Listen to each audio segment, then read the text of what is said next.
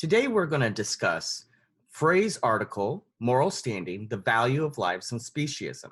So let's jump right into things. The first thing that I want you to pay attention to is this term vivisection. Now, Frey is a self-proclaimed vivisectionist, so let's take a moment to figure out what exactly this term means. Well, basically, the idea is that it's the cutting of or operating on a living animal for some sort of experimental reasons, pathological investigations, and so forth. And typically, this is done with animal experimentation, and it's generally thought to cause some sort of distress or suffering to the animal subject, to the non-human animal subject. Now, the term is generally used in a kind of derogatory way, but Frey actually embraces the term. Frey is going to be offering a kind of a defense of the claim that we can use non-human animals for the purpose of research or experimentation. And so that's one way to understand the goal or the thesis that's being argued for in this paper. The other thing that we should keep in mind, kind of background information, is that Frey is a consequentialist.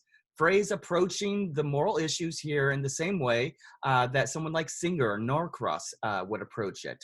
These are consequentialists or utilitarian moral theories that they are working from, right? In other words, they think that the only really morally significant elements that are involved is what the consequences of someone's actions are, not one's intentions or the reasons that one is behaving, what reasons one has for acting in certain ways. Right, so in this consequentialist vein of approaching the issue, that's going to be a very different approach than the sort of Kantian or deontology approach that someone else might take. But it's also worth pointing out that Frey does incorporate elements of autonomy and rational agency.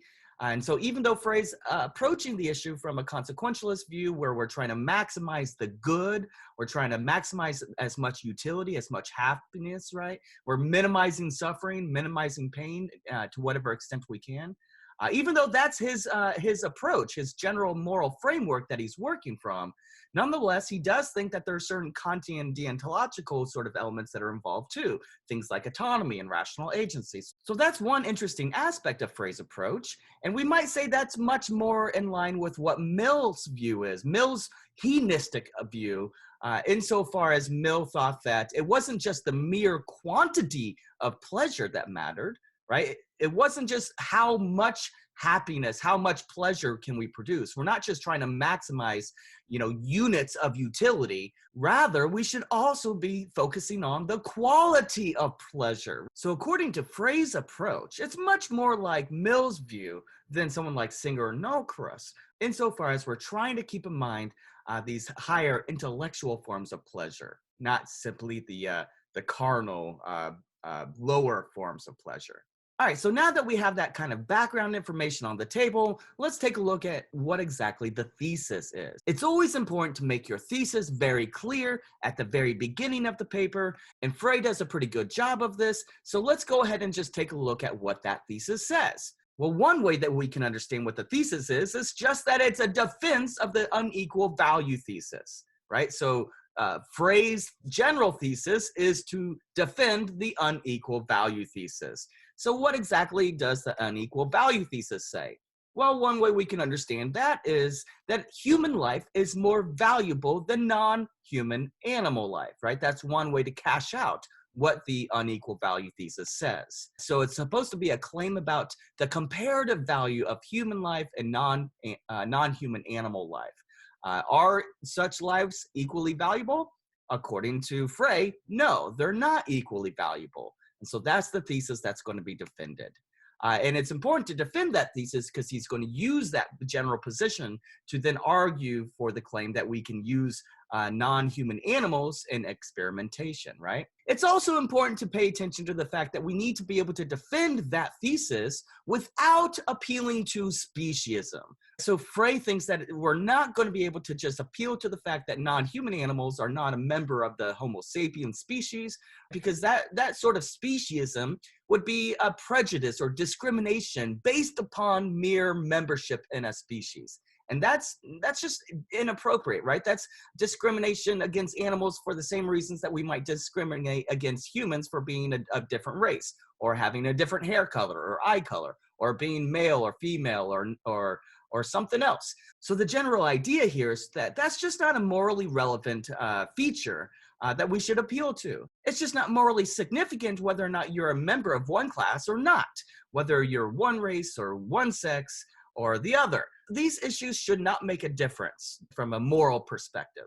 So this general specious assumption is that humans are superior, which is based upon membership in that Homo sapiens species, right? So it's the claim that us humans were better than other non-human animals. But when we really think about that, we don't have any basis for claiming that other than just membership in some particular species. If you think about a Star Trek sort of example, some other sort of sci-fi example maybe, where we meet, we come into contact, let's say, with some alien species, some Martians maybe, and it turns out that they are just as intelligent as we are. They build amazing buildings, skyscrapers, bridges. They have all kinds of super cool technology, maybe even better technology than we have. They write novels and plays and create beautiful pieces of artwork. They have really deep and complex culture and religion and communication and so forth. If they have all these things in the same way that we do, but the only real difference is that they're a different species, right? They're an alien species. If that's the only real difference and we say we're superior for some reason, then that just doesn't make sense. It's not a morally significant reason to discriminate against them. Another way that we could think about this is if we came into contact with such an alien species and we were to treat them like food or we were to turn them into slaves, that would be morally problematic, right? So the assumption that humans are superior simply based upon our species, or to discriminate against other species simply because they don't have the same membership in the Homo sapiens species, this would be considered to be problematic for the same reasons that racism or sexism is considered morally bankrupt and problematic. All right, so that's the general background regarding the thesis. We want to make sure that we can understand and defend the unequal value thesis without appealing to speciesism. So now let's take a look at how exactly Frey argues for this claim. Well, as we were just discussing, Frey claims that membership in a species is not morally significant, right? But Frey also claims that X's life has moral value in proportion to the quality of X's life. So on the one hand, membership in a species is not what can do the trick. But what can do the trick, what we can use to argue for the claim that humans are of more value than non-human animal, is the claim that certain things, X's, whatever that variable turns out to be, has a moral value in proportion to the quality of life that that thing has. Whether that be a human, a dolphin, a Martian, a dog, a cat, whatever it is. Whatever X turns out to be, that thing has moral value in proportion to the quality of that thing's life, right? So it certainly needs to have some kind of life. Can't be a rock or a boulder. Maybe a tree will count, but if the tree's quality of life isn't going to be high enough, then it's not going to have the right kind of value, at least not the right kind of intrinsic to the thing itself sort of value, rather than just mere instrumental value. So we can think about this notion of X's value being in proportion to the quality of X's life in terms of the greater the quality of X's life, the greater the value for X's life. So plug yourself in there. The greater your quality of life is, the greater your value of life is. Plug me in there. The greater my quality of life is, the greater my value of life is, right? So if I have a really terrible life in terms of the quality of my life, I'm suffering all the time. I don't have the capacity to reason or make decisions and so forth. If that's the quality of my life, then my life just is going to lack very much value according to Frey's position. And the reason why that's the case is because according to Frey, the value of X's life is a function of capacity for quality, right? So the notion of a function for a capacity for quality is crucial here. So it's not merely the fact that my life is or is not a life full of quality, but rather it's a function for capacity. If it's impossible for me to even have a high quality life, If that's literally impossible, right? If I do not have any capacity to have a life of high quality, then I also will not have a life of high value, right? Because according to Frey, your value is simply a function of capacity for quality. To what extent are you disposed to have a certain kind of quality of your life, right? So we can think about this function, a function of capacity, as something that maps your capacity to experience a good life onto the value of your life, right? So it takes the information about how capable you are of experiencing a good life, and it maps that information onto a degree of value for your life, right? So if you have a high degree of being capable of experiencing a good life, a high quality life, then you will have a high degree of value. If you lack that capacity, right? If you just lack what it takes to experience a high quality life, then that will be mapped onto a low degree of value, right? So it's a function that goes from one information and maps it onto another piece of information. It goes from a capacity of quality to an actual degree of value. And so that's a really interesting way to think about what it takes to have a morally valuable life. And this is a little bit different than other ways. Sometimes we want to say, well, it's the moral status. It's simply whether or not you have a moral status. That's what matters in terms of whether you have a valuable life, whether you have a morally significant life, whether it's morally right or wrong to do something harmful to you, let's say, cause suffering or what have you. But Frey just doesn't think that matters because pain is going to be pain no matter what species you happen to be, right? So if you're a cat or a dog, you're going to experience pain. It's going to be bad for you, right? If you experience pain. And that is going to be true no matter whether you're a human or some non-human animal. And so the capacity to feel or experience pain, to have that kind of sentience, it might play some sort of role, but it's just not going to be sufficient to capture what a high quality and high valuable life is. So we might also say, what about rational agency? Maybe rational agency is what's going to do the trick for moral status, right? This is the sort of Kantian deontology approach where we say, well, look, it's not merely having pain, but we need to be able to recognize that pain is a bad thing. So if X is not a rational agent, if X cannot understand that pain is bad for them, then X is not going to count as having a moral status or being a part of the moral community. And this isn't going to work for Frey either. So let's take a look at how Frey addresses this issue. As it relates to the moral community, Frey just thinks it's an open question. We haven't yet come to any sort of consensus about what exactly it takes to be a part of the moral community. So Frey claims that it's still permissible to use animals in transplants or for other medical research, let's say, not because animals lack any sort of a moral standing. It's not because animals are outside of the moral community, but it's because we think that animals have less value than humans do, right? So the reason why it's permissible to use animals in research is because they have less value than humans do. And so if the research is going to be benefiting humans in the long term, then we can use animals because animals have less value. In fact, you might even think that animals are a part of the moral community. You might think that they do have some sort of a moral status, and it's still permissible to use them in experimentation, right? And in medical and scientific research. Now, this is an interesting point because we might think, does this actually extend beyond just experimentation, beyond medical research? Will it extend to factory farming? Will this approach extend to being able to kill and eat animals? That's a whole nother issue.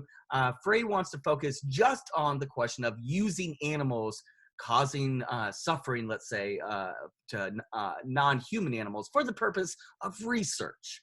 To answer that question, according to Frey, we need to think about what everybody, or at least most people, will agree on. If we do a good job of really reflecting upon our intuitions, then Frey thinks that we're all going to agree that non-human animals have some value.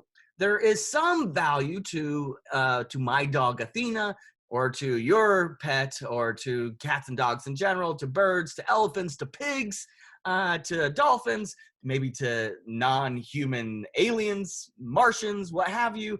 There is some value to these non-human species, right? The question is, how much value? Do they have the same amount of value as humans? So they at least have some value. That's one piece of intuitive data that Frey thinks we should all agree on. Now, the second piece of intuitive data that Frey thinks we all will agree with is the claim that not all non-human animal life has the same value, right? So there are non-human animals out there, some of which have more value than other ones, right? So you might think that an elephant or a pig or a dolphin has more value than, let's say, a cockroach or a mosquito or some other sort of non-human animal or insect and so forth, right? And the third piece of intuitive information that Frey thinks we will all agree with is the claim that human life is more valuable than non-human animal life, right? So humans have more value than non-human animals. That's the general thesis. That's the unequal value thesis that Frey wants to argue for. That's the general thesis of the paper. So what Frey is doing here is showing that we already seem to intuitively accept this position. We already intuitively accept that humans have more value than non-human animals. So how does Frey go about doing that? What sort of argument can be offered to show that we intuitively already think this is true? Well, what Frey does is point out a particular challenge that is sometimes used. The challenge here is to consider a human and a dog, right? Suppose that you are standing outside of a burning building and you notice that inside there's a dog. You also notice that inside of this burning building there is some human. Now, you don't really know anything about the dog and you don't know anything about this human, right? You can save one of the two. You can either save the dog or you can save the human, but you cannot save both. So the question simply is, which of the two are you going to save? Are you going to save the dog or are you going to save the human who you don't know? What Frey does is point out that generally speaking, everybody, even the staunchest defender of animal rights, everybody, generally speaking, will tend to say that they will save the human. If they had to save only one, they couldn't save both, they would save the human. Well, what does that show? That shows that intuitively we think humans have more value than dogs do. Generally, we think humans have more value than non-human animals, right? Because if you thought that they had the same amount of value, if they were equal in the amount of value that they have, then it would be completely arbitrary which one you chose, right? Maybe you choose one, maybe you choose the other. It doesn't really matter which one you choose because they have the same amount of moral value. Now, of course, there could be other compelling and interesting things we might want to talk about. Maybe it's the case that the dog is a service animal, and so we can argue that the dog might have more value than the human, maybe. Or maybe it would turn out that that the human is in a sort of vegetative state, kind of an irreversible coma, let's say, and so maybe they don't have as much value as the dog, especially if the dog was a service animal. So there are interesting things that we could talk about with regard to this sort of challenge, but generally speaking, this is the basic argument that Frey gives in support of the claim that intuitively speaking, we already tend to think that humans have more value than non-human animals, right? So Frey thinks that that is going to be our intuitive support for the unequal value thesis. It's also important to point out that, that generally speaking, we tend to reject cruelty to both humans and non-human animals. For example, if I were to kick a dog, you would probably think I was doing something morally wrong. Or if Fred is torturing some animals, you would think that Fred is doing something wrong.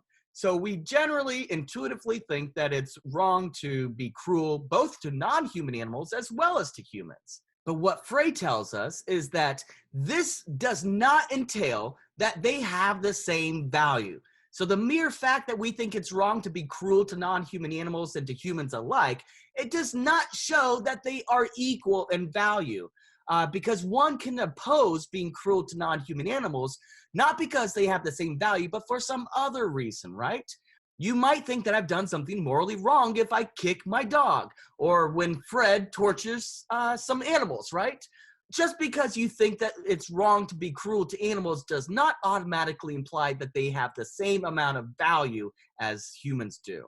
Now, this is important because Frey uses this to raise questions about presumption and burden of proof. And this is a very interesting part of Frey's paper. So let's go ahead and take a look at how burden of proof is going to play a role for the unequal value thesis. So this is just a general primer on presumption and burden of proof. Presumption means the position that is already accepted. It's already, generally speaking, taken to be true until there's good reason or good arguments to reject the presumption, right? When we think about this in terms of a court of law, you're presumed to be innocent in a court of law until you're proven guilty. That's the general approach, at least in the United States. So burden of proof is the position that is not generally accepted as true, and it requires strong persuasive argumentation or reasons in order to change somebody's position, in order to change the presumptive position that one holds. And that's what we typically begin with. So in the case of the court of law in the United States, the prosecutor has the burden of proof of providing sufficient evidence, sufficient proof that you committed a crime. So that sufficient evidence has to be used in order to show that you're guilty. If you have not provided sufficient evidence for that claim that you're guilty, well then, since you're already presumed to be innocent, then you will be found not guilty, because that's the presumption that you begin with. Right, so that's how it gets worked out in the court of law. But how would it get worked out with regard to supporting the unequal value thesis? All right, so what is the presumption in this case? Well, you might think that the presumption is for the use of animals, right? You might think that non-human animals can be used, and that's the general position that we should begin with, maybe because that's already what we're doing, right? So you might think that's the presumption in this sort of case. But Frey actually disagrees with that. Frey thinks that the presumption is against the use of animals. And the reason why Frey thinks that it should be against the use of animals is because we generally think it's cruel to cause animal suffering, right? Because even though we do allow for it, right, we do use non-human animals in the case of medical research and so forth, and we certainly do allow for suffering of non-human animals in the case of factory farming and killing animals for food, right? Nonetheless, what Frey thinks is true is that we, generally speaking, do not think it's okay to be cruel to animals. Frey thinks that's good intuitive reason to think that's the presumption that we begin with rather than the other way around. And what that means is that the burden of proof would be on the vivisectionists to provide good arguments and reasons for why we should be able to use animals in the case of research, and experimentation, for medical research or for scientific research and so forth, right? So the burden of the proof in this case is on Frey to give an argument for why we should be able to use animals in such a way. Now, what Frey does is appeal to the case of rabbits. Frey uses rabbits in order to make the argument. So let's see what exactly this argument turns out to look like. Well, what we need to do, according to Frey, is think about the quality of human life as it relates to the value of human life. And then we compare that to the quality of a rabbit's life and the value of a rabbit's life. All right, so we need to think about this in terms of a function that goes from the quality, the capacity for quality, to some degree of value, and both in the case of the human as well as the non-human rabbit. So in the case of a human, if you have a capacity for certain things like intellectual goods, let's say going to school, getting an education, presumably that's something you're doing right now, and so you take that to be a good thing, something that's going to bring a high amount of quality to your life. Maybe it's for some career goal, right? So that's going to add quality to your life. You presumably have a capacity to achieve those goals. That means that you have a certain amount of autonomy. That means that you can make certain choices, which means that you've got a certain amount of rationality because that's required when you're making those choices. And maybe 10 or 15 years from now, you will decide to go and change your career, right? So you can make those choices. Maybe your life is going in a direction you don't really like. Well, you can think about and reflect upon that. You can use your rational capabilities, because you have rational agency, and change the direction. That means that you've got the capability to determine your life in certain ways. All of these things, these sort of features of your autonomy, your self-determination, all of this is going to add quality to your life, right? To the extent that you have a capacity to direct your life and to form your life in the ways that you want, those are going to add quality to your life. So we're going to take all of that and we're going to map it onto the degree of value of your life. So however much of a capacity you have for all of these qualities, that's going to determine the degree of the value of your life. And presumably, you're going to have a pretty valuable life. You might say something similar about myself, maybe your friends. But what we can do is we can recognize that there are going to be humans that have less of a capacity for those sort of qualities. Consider, for example, somebody who's gone through some sort of a traumatic brain injury, or maybe somebody who's experiencing some sort of very late stage of dementia or Alzheimer's, somebody who has lost their capacity for rationality, somebody that no longer really has the right kind of autonomy to make choices on their own, or somebody that can take care of themselves anymore, maybe somebody that's in a vegetative state. Someone like that may not have the capacity for a high quality of life anymore. So they may have lost the value of their life. They may not have even had much value in the first place. If you're born, for example, without a brain, there are cases like this. If you were born without a brain, then you do not have the right kind of capacities for the right sort of qualities, right? So that function is going to go and it's going to map a very low degree of value. Same thing might be said for somebody who was born with other sorts of mental disabilities and so forth. Now let's compare that to the case of the rabbit. Well, in the case of the rabbit, it looks like they're able to do some things, right? Maybe they can enjoy some pleasures of life. They've got these sort of things going for them. And so that's going to give them some quality, and that will then map onto some value. But it's not going to be the same kind of capacities for the higher pleasures that we have. So you're not going to get the same degree of a very valuable life for a rabbit that we would for you or your friends or your family or someone like myself, or, generally speaking, people that have the ability or the capacity to determine their own life. So what that tells us, according to Frey, is that there simply is nothing about the behavior of a rabbit that indicates to us that that would count as good evidence in support of the claim that the quality of a rabbit's life is even comparable to that of a human life. And since when we consider the evidence that we have for the quality of a rabbit's life, what capacities they have, that indicates that they just don't have the right kind of value. Their life is not as valuable as a human's life. Now, there's an interesting objection that Frey considers. The objection is basically this: we can't really know what it's like to be a rabbit, right? You're not a rabbit. I'm not a rabbit. We can't really know what it's like to be a rabbit unless if you actually are a rabbit. So how could we know that the rabbit doesn't have a high quality or a high valuable life, right? How do we know any of that unless we actually are a rabbit? And since we can't know that, we can't really say that the rabbit does not have a high quality or high valuable life. However, if that's true, right? If I cannot know, if you cannot know what a rabbit's life is like, insofar as that the rabbit's life is not like a human life, if that's true, then we also can't know that the rabbit's life is like a human life.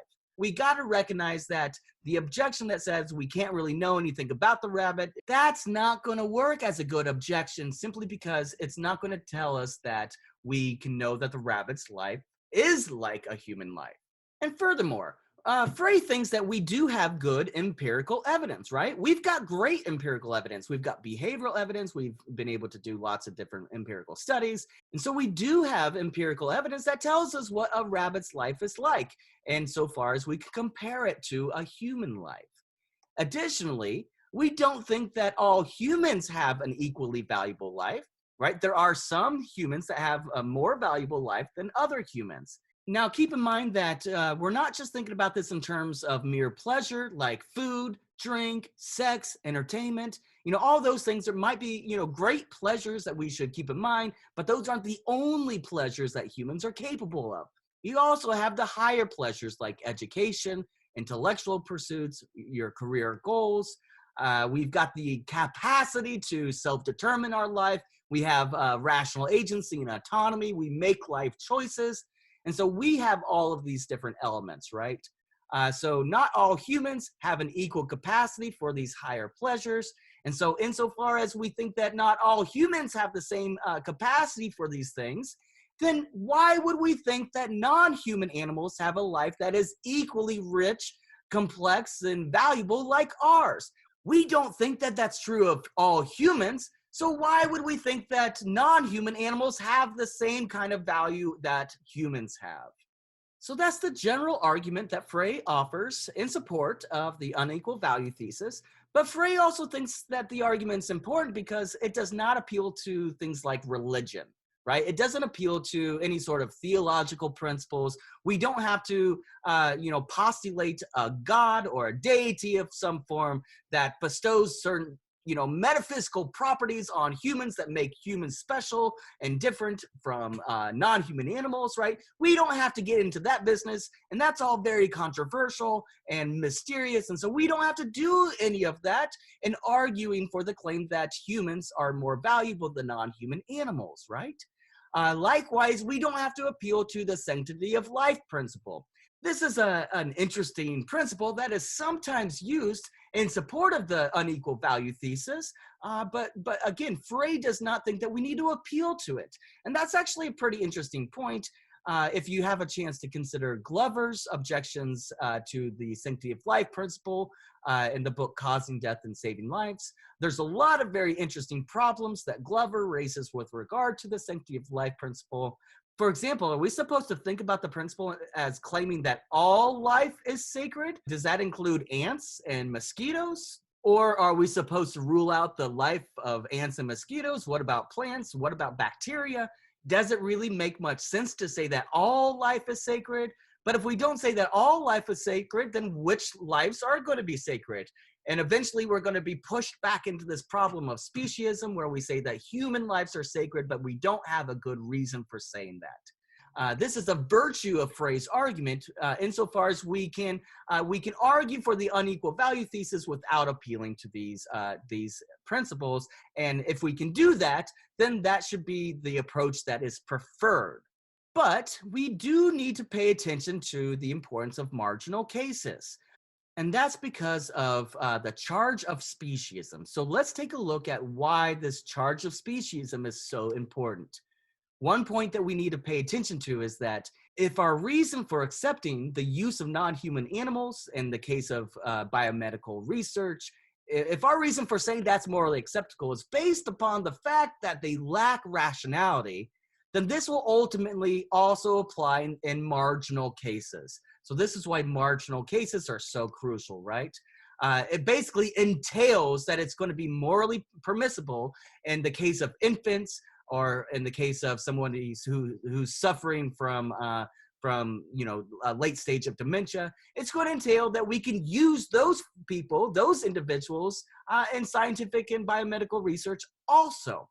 But that just looks absurd. Many people are going to say it's just not morally permissible to use somebody in a vegetative state for scientific research. It's not okay to use an infant in scientific research. But the point is that to deny that entailment is to accept some form of speciesism, right? This is the point that someone like Singer Norcross makes. We simply don't have any resources to appeal to avoid speciesism, right? If we deny that entailment, then we're committed to some form of speciesism. So that's the problem, right? That is the importance of the charge of speciesism. So let's think about some ways that somebody might respond to this. So here are two particular responses that Frey does not take. The first is that, well, we could say that it's not merely the fact that non-human animals lack rationality. There's something else. There's some other thing about humans that makes them special. It's not their rationality. It's not their ability to make choices, right? Their ability to make a to determine their course of life. That sort of appeal to autonomy is not what's important. Instead, it's something else, right? But what is this other thing? What is this something else? And once you define what that something is, maybe it's the soul, maybe it's some other metaphysically significant property that was bestowed upon us by a deity, who knows what it is. But once you figure out what it is, it's really that thing that matters, right? That's the thing that we should be focusing on. But these are just really problematic and controversial issues. And if we can avoid getting into those issues altogether, then that's going to be a virtue for your argument. That's the reason why Frey thinks that his argument has an advantage over the sanctity of life principle or other religious doctrines that somebody might use in arguing for the claim that humans have more value than non-human animals, right? The other thing that somebody could do in response to speciesism is to claim that there's just nothing wrong with speciesism. You know, speciesism, that's a part of our sort of evolved way of thinking about the world. That's the way that the evolution has programmed us. We've got these sort of cognitive biases built into us. And so there's just nothing wrong with speciesism. The problem with that is that there are lots of different cognitive biases that evolution has built into us. Right? We've been designed to be biased in lots of different ways, but simply because we are biased in certain ways doesn't mean that we should be biased in certain ways.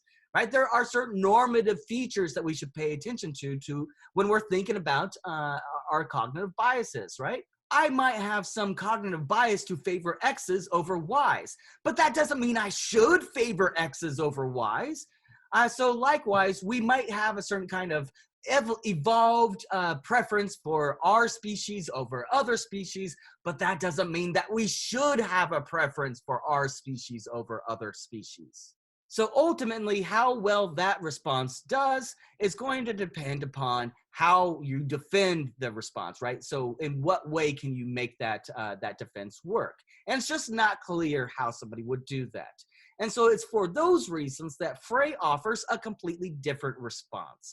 Frey's response is actually very interesting. It's a form of biting the bullet, which is just to accept the consequence or the entailment that comes from the view. And so what Frey does is lean into the objection. Frey just accepts that, yes, there's this problem with marginal cases. Here is the quote that Frey offers, which I think does a fantastic job of showing how he leans into this objection. Quote, "Moreover, because some human lives fall drastically below the quality of life of normal adult human life, we must face the prospect that the lives of some perfectly healthy animals have a higher quality and greater value than the lives of some humans." This is the problem of marginal cases, right?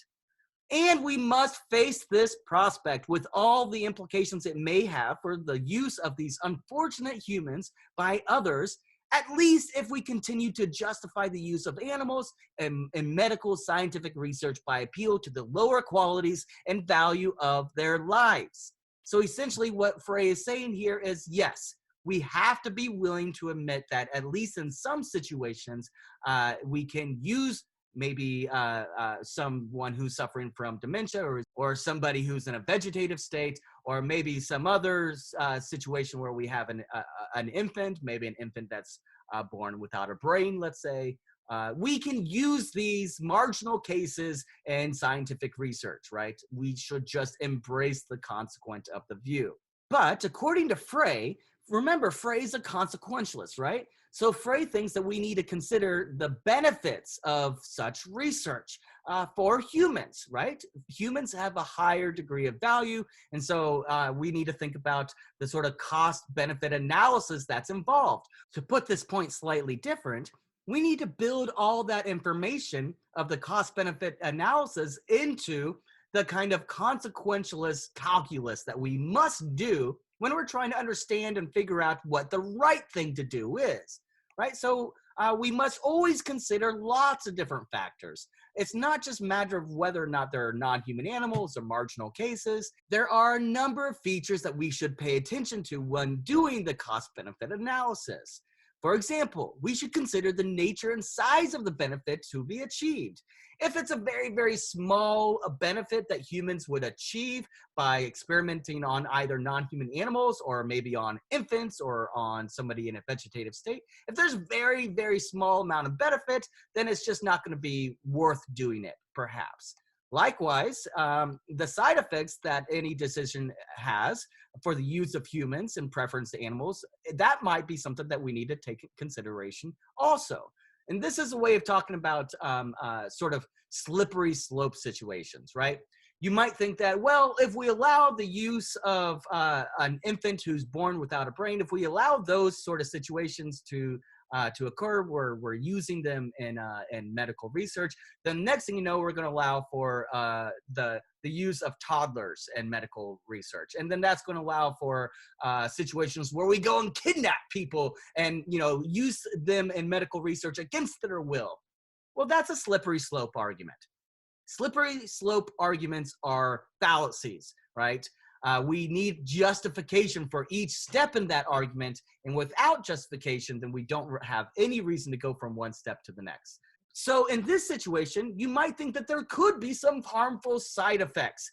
And so rather than just simply saying there will be harmful side effects, you need to think about the calculation that's involved and what it would take, what would be involved that would bring about that negative side effect.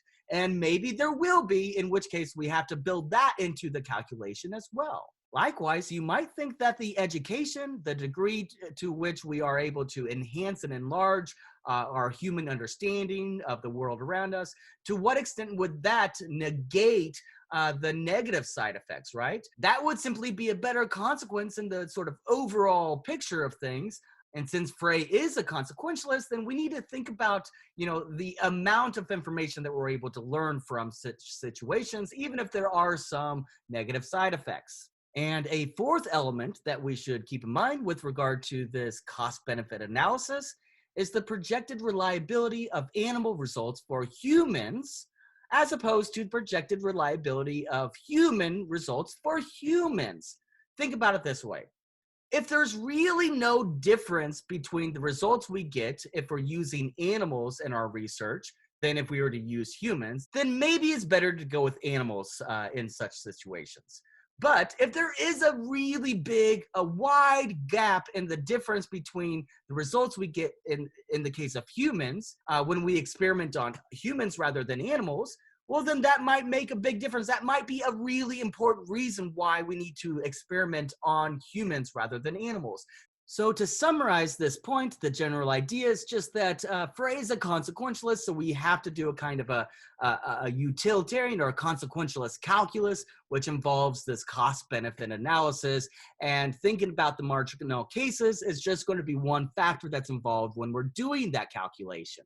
Now, another important element that we need to think about are moral relationships, right? To what extent are we in a relationship with other individuals versus in a relationship with non-human animals? To what extent do we have certain ties and connections to other individuals in the moral community? Well, we can, in some sense, determine those relationships by determining whose life has value. And we can determine the value of somebody's life by thinking about whose life we would not want to take on, right? Think about an infant that's born without a brain. Would you be willing to take on that life? Presumably, you would not be willing to give up your own life and trade it for the life of an infant born without a brain. Why? Because that life does not have a very high capacity for quality, right? So it doesn't have very much value. So presumably you would not be willing to take that on.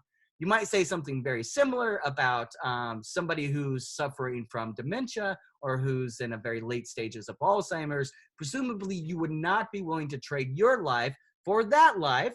Why? Because that life no longer has the capacity for the kind of quality that Frey thinks is crucial for determining how much value a life has. Right? So if you would not be willing to give up your own life and take on the life of someone who's suffering or somebody without such capacities for higher pleasures, then that's one way that we can determine the moral relationships that we have. So we can use that sort of information to determine the kind of considerations we need to understand our moral relationships with other individuals or other species, perhaps, right? And the reason why that's important is because we've got certain special moral relations with ourselves and with our children, let's say, or with our kin, with our neighbors, with our friends, with our comrades, maybe with other non-human animals as well. We do have these moral relations, at least between some individuals in the moral community. So we need to understand what that's going to amount to. According to Frey, we stand in special moral relations with others not because we have a membership in a particular species, not because we are a part of Homo sapien, but because of the autonomy that we have, the choices that we make, the reflection that we can do, our capacity to be able to determine our life in certain ways. And so maybe other non-human animals, maybe Martians, maybe other sort of species will have these sort of relations as well. And if they do, then maybe we can enter into a relation with them. But if these non-human animals, these other species, these Martians don't have those capacities for those kind of qualities of life, that autonomy, the ability to self-determine, to reflect and make self-choices, to guide their life in certain ways, if they lack that, then maybe we don't have any special relations to them. Or maybe they are still a part of the moral community, but at least those moral relations aren't as strong as they would be for those individuals that we do have those special ties with. Now, the reason why that's important is because Frey makes this really interesting distinction between two forms of speciesism.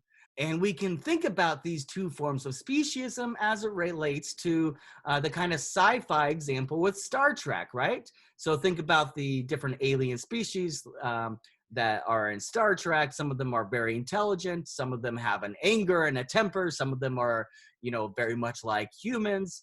There's lots of different alien species in Star Trek. Some of them are very similar in lots of different ways. So direct speciesism would be a kind of speciesism that discriminates purely on the basis of species membership. So if I'm going to discriminate against the Klingons simply because they're not humans, then that would be a direct form of speciesism, especially when you think about the fact that there's a lot of really interesting comparable features between Klingons and humans, right? Both Klingon and humans have ability to reflect to some extent. They have autonomy. They can make choices. They have the capacity for a very high quality of life. And so they likewise have a very high value of life. So they have all these things in common. And that means that if we were to discriminate against the Klingon, we would be doing it based upon species membership and nothing else. And that would be morally problematic. So that is the direct form of speciesism, where we are discriminating for no other reason than is simply because of the membership that some entity has in a particular species. Now, indirect speciesism says that it's discrimination based upon special human criteria, the kind of criteria we've been talking about for a very rich and complex and valuable life, where we are able to enjoy the kind of higher pleasures of education and art and music and all these other sort of higher pleasures that creates the kind of valuable life that we've been discussing, right? When we discriminate based upon those features rather than merely based upon the sort of species membership, that would be indirect speciesism. Now, the reason this distinction turns out to be really important is because of the sort of points that we were discussing before with regard to Frey's appeal to a rabbit, right? Remember that Frey was using the example of a rabbit to try to show that a non-human animal life was of less value than a human life. Recall that Frey thought that the claim we simply don't know anything about rabbits was not a sufficient reason to think that they don't have a valuable life. And the reason why Frey thought that was the case was because we do know quite a bit about rabbits. We know the way they behave. We've done a lot of empirical research on rabbits, and so we have a pretty good understanding that their life simply is not as valuable as human life because they don't have the same capacities for the same sort of qualities of a good life that we have. They don't have the same sort of capacities for language or for art or for determining their lives in certain ways. They can eat, drink, have sex, procreate, whatever. But they don't have the ability to write novels or write symphonies. And so in that sort of sense, rabbits don't have the same value as humans do. And Frey thinks that it's just obvious. We have empirical evidence that tells us that this is the case. But somebody might object saying that this is just a form of indirect speciesism, right? We're not discriminating based upon membership in a particular species. Rather, we're discriminating on the fact that we are using the sort of qualities that we think are important for humans. We have no idea what the sort of qualities would be important for a rabbit, right? We simply don't know what it's like to be a rabbit, and so maybe rabbits, squirrels, dogs, and so forth, maybe they do have a very rich and high quality life. Maybe they are valuable, but it's just different. We don't understand what it is. So this is the general objection. It's back to that objection that says we don't understand because we don't know. You have to be a rabbit to know what it's like to be a rabbit. And since we don't know what it's like to be a rabbit because we aren't rabbits, we simply don't understand what it really is to be to live a high quality rabbit life, right? So indirect speciesism here says that we can't really say what it's like to be a rabbit unless you were a rabbit. We are using the criteria for a high quality life that we think are important, but maybe a rabbit would use different criteria. That's the general objection here. Now, Frey thinks that that objection just simply is not going to work. And the reason why is because we have evidence. We have empirical evidence that tells us, it gives us very, very good reason to know that they do not have a high quality life. We're able to figure out based upon both their behavior and other empirical evidence that tells us that their capacities would never even come close to the sort of capacities that we have. You might think about the way that Frey's responding here as saying, what other evidence could there possibly be? What other ways could we go about knowing what would be good for a rabbit? And so one way to think about Frey's response then is to say, well, look, since we have no other kind of evidence, right? That's the only sort of evidence available to us, then that's what we should go with. And Frey would say that it simply is not indirect speciesism to appeal to features like a rich and complex quality of life, like the sort of things that we've been talking about, because we're not appealing to anything that's directly related to species membership. When we think about a sci-fi example like Star Trek, you know, when I talk about Klingons, they have a very rich quality of life. They have a very rich way of self-determining how they want their lives to go. And this is very similar to us. And so the idea then is that we're not appealing to anything that's related to a species. We are instead talking about certain capacities to achieve a high quality sort of life. And given that it's this capacity for a high quality of life that determines, it's a function that maps onto a particular degree of value, well, we don't need to talk about the species at all. We don't even mention whether or not the individuals are Klingon or Homo sapien. And Frey would actually say this particular objection is self-undermining. That is, it undermines the claim that suffering is just as bad for non-human animals as it is for humans.